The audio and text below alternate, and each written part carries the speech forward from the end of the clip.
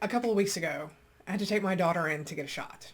She is absolutely terrified of shots, which I find confusing because she can take more amounts of pain than anybody I've ever seen. She will start running as fast as she can, fall, and then before it even registers, she's like, "I'm okay," and she's up and she's at it.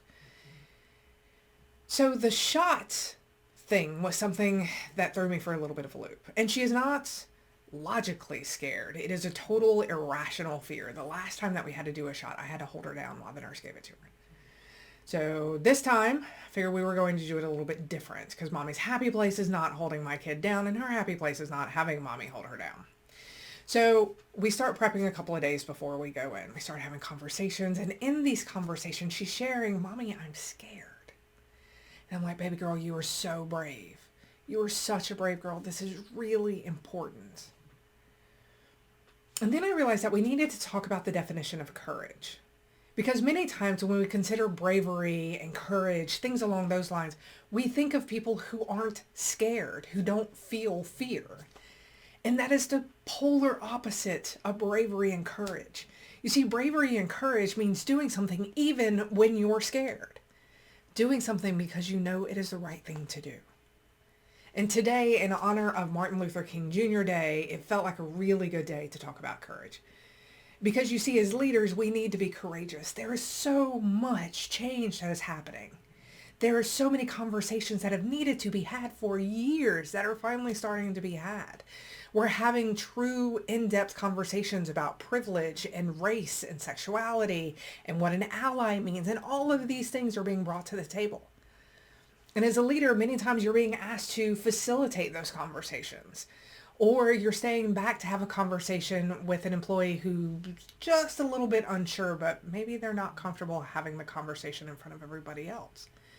And so we're walking through this sticky kind of quagmire of emotions that, I don't know about you, but at least in my lifetime, I've been told to avoid at all costs.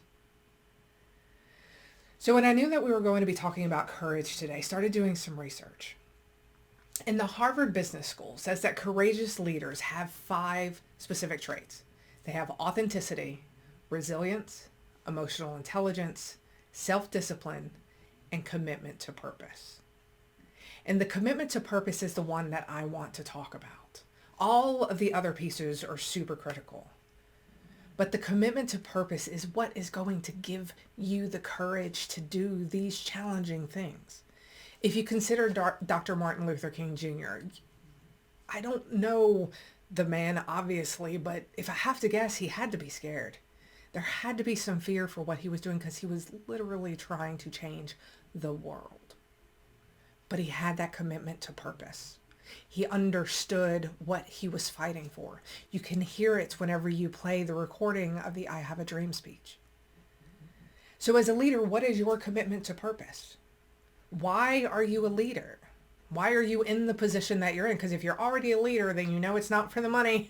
There ain't enough money in the world that makes leadership worth it unless it's a passion. My commitment to purpose is to reduce toxic leadership all over the world. I'd like to say remove it one day. That is why I do what I do. And that purpose gives me the ability to have the difficult conversations. So as a leader, when you look at courageous leadership, when you look at brave leadership and you decide that I want to do that, I want to be a courageous leader, I want to be a brave leader, what is your purpose and how are you going to commit to it? Are you going to create a table that everybody has the opportunity to come up and have a seat?